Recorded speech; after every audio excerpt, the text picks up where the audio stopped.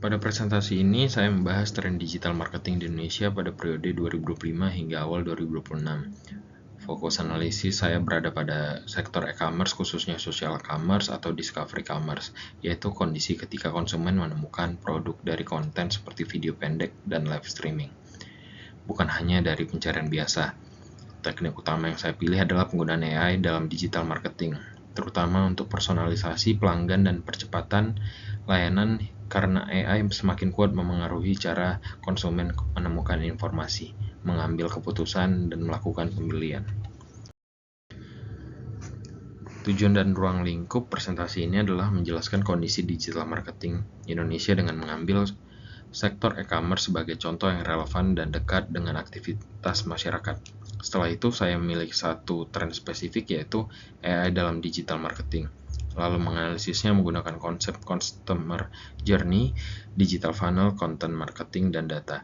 Di bagian akhir, saya akan menjelaskan dampak tren ini terhadap bisnis, konsumen, dan masyarakat. Kemudian menutup dengan rekomendasi strategi praktis yang dapat diterapkan oleh perusahaan maupun UMKM.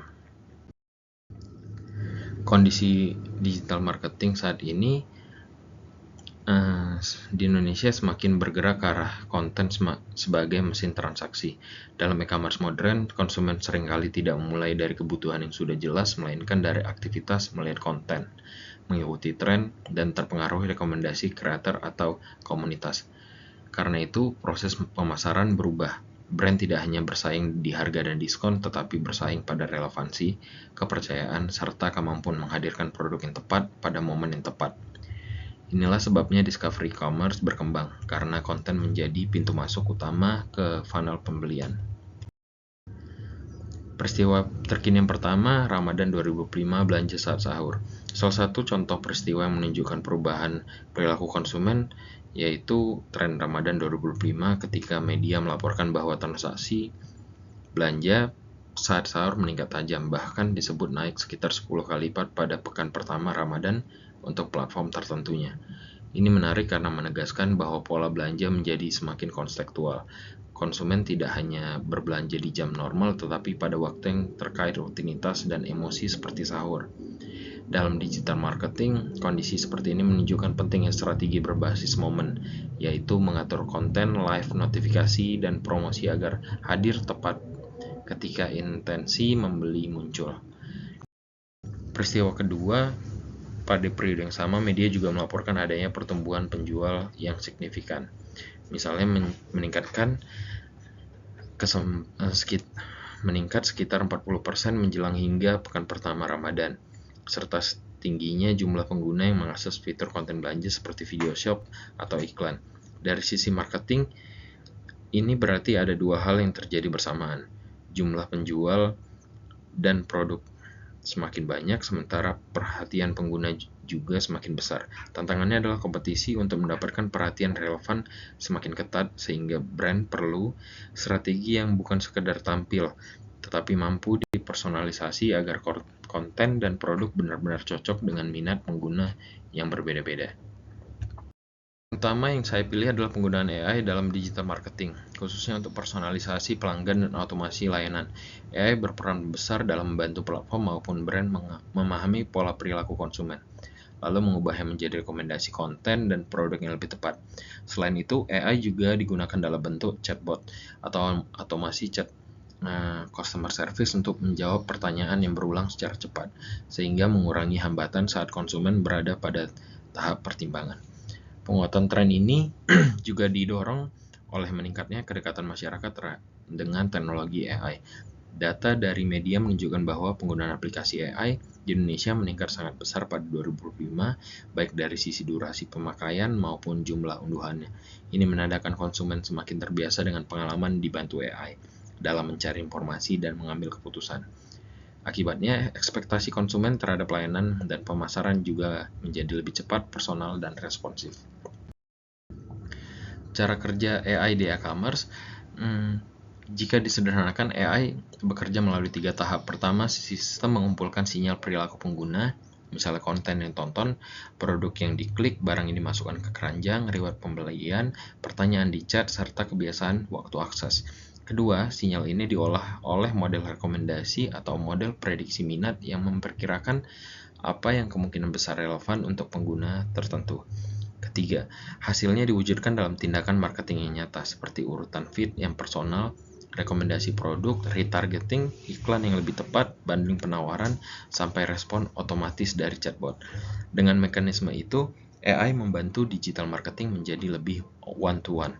Secara skala besar artinya personalisasi yang dulu hanya mungkin dilakukan secara manual dalam pelanggan tertentu, sekarang bisa dilakukan pada jutaan pengguna secara otomatis. Inilah yang membuat AI sangat penting di era discovery commerce. Lalu analisis customer journey-nya adalah dalam tahap awareness saat ini sering dimulai dari konten, misalnya video pendek, live streaming, atau review creator yang membangun ketertarikan dan kepercayaan. Setelah itu, konsumen masuk ke tahap consideration dengan membandingkan produk, membaca ulasan, menonton demo, dan bertanya melalui chat. Pada titik ini, chatbox dan otomasi layanan sangat penting karena konsumen cenderung ingin jawaban cepat tentang ukuran stok, ongkir, dan kebijakan retur. Berikutnya, tahap conversion biasanya dipengaruhi oleh kombinasi konten dan insentif, seperti voucher, free ongkir, bundling, serta kemudahan checkout. Setelah pembelian, tahap retention dan advokasi menjadi krusial. Konsumen dapat dipertahankan melalui follow-up, rekomendasi pembelian ulang, program loyalty, serta mendorong mereka memberi ulasan dan membuat konten UGC. Dengan kata lain, customer journey di social commerce sangat dipengaruhi oleh pengalaman konten dan kecepatan layanan di setiap titik interaksinya. Lalu digital funnel dan KPI. Jika dipetakan ke digital funnel, AI dapat meningkatkan performa funnel dari atas hingga bawah di bagian awareness. Keberhasilan dapat terlihat dari reach, view, watch time, dan click-through rate yang meningkat seberapa menarik konten. Pada tahap consideration, metrik yang penting mencakup produk page view, jumlah chat yang dimulai, add to cart, dan save product. Karena ini menggambarkan minat yang mulai menguat.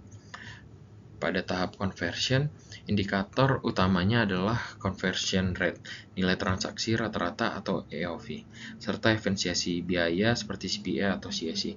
Pada tahap retention, indikator seperti repeat order dan LTV menjadi penting karena menunjukkan apakah pengalaman pelanggan cukup baik untuk mendorong pembelian berulang. Sedangkan pada tahap advokasi, brand dapat mengukur review rate, volume UCG, dan kontribusi creator dan atau affiliate. Kerangka KPI ini membuat analisis lebih terukur sehingga rekomendasi strategi tidak sekedar opini tetapi bisa diuji melalui data. Dampak AI dan discovery commerce. Dampak AI yaitu pertama, bagi bisnis, AI meningkatkan efisiensi karena brand dapat menarget audiens yang lebih relevan, mengoptimalkan iklan, serta menskalakan customer service melalui otomasi. Selain itu, persaingan juga berubah. Brand yang lebih unggul bukan hanya diskon besar, tetapi yang mampu membangun trust, konsistensi layanan, dan relevansi konten secara berkelanjutan. Kedua, bagi konsumen, pengalaman belanja menjadi lebih cepat dan personal karena rekomendasi lebih sesuai kebutuhan dan pertanyaan bisa dijawab segera. Namun ada resiko seperti over-targeting atau bias algoritma yang membuat konsumen hanya terekspos pada tipe produk tertentu. Ketiga, bagi masyarakat, tren ini membuka peluang ekonomi kreator dan UMKM karena konten dapat menjadi jalur pemasaran yang efektif. Tetapi pada saat yang sama, isu perlindungan konsumen, kualitas produk, dan tata kelola platform juga menjadi semakin penting. Lalu tantangan trust dan etika. Tantangan terbesar dalam ekosistem ini adalah trust dan kepatuhan. Ketika transaksi semakin dipengaruhi konten dan rekomendasi, risiko misinformasi, klaim produksi yang berlebihan, atau praktik penjual yang tidak patuh dapat merusak kepercayaan konsumen. Karena itu, brand perlu memastikan kualitas listing produk, transparansi informasi, serta pengelolaan ulasan dan pengaduan yang jelas. Selain itu, ada tantangan tata kelola AI. Privasi data, keamanan, dan transparansi penggunaan bot. Jika chatbot dipakai, harus ada standar jawaban, batasan informasi, dan jalur eskalasi ke manusia ketika kasus lebih kompleks. Di level yang lebih luas, arah kebijakan terkait AI dan pengawasan ekosistem platform menjadi faktor penting. Karena perkembangan AI yang cepat menuntut aturan main yang melindungi konsumen tanpa menghambat inovasi. Lalu, rekomendasi strateginya adalah berdasarkan analisis tersebut, rekomendasi strategi yang dapat diterapkan adalah membangun funnel yang AI ready dengan memastikan data produk rapi, deskripsi jelas, serta FAQ dan kebijakan retur terstruktur agar chatbot dan automasi benar-benar membantu selanjutnya. Lalu, segmentasi harus berbasis perilaku, misalnya pola tontonan konten, klik dan riwayat pembelian bukan hanya asumsi demografi. Konten juga perlu dibuat kontekstual, misalnya memanfaatkan momen dan jam tertentu yang terbukti kuat seperti periode sahur pada Ramadan karena intensi membeli sering muncul pada momen yang spesifik. Selain itu, chatbot perlu disertai SOP dan mekanisme eskalasi ke human agent agar pengalaman pelanggan tetap aman dan dipercaya. Brand juga harus menerapkan A/B testing untuk konten yang dan landing produk agar keputusan marketing berbasis data. Pemanfaatan creator atau affiliate dapat digunakan sebagai lapisan trust, namun tetap harus diukur performanya dan dijaga brand safety.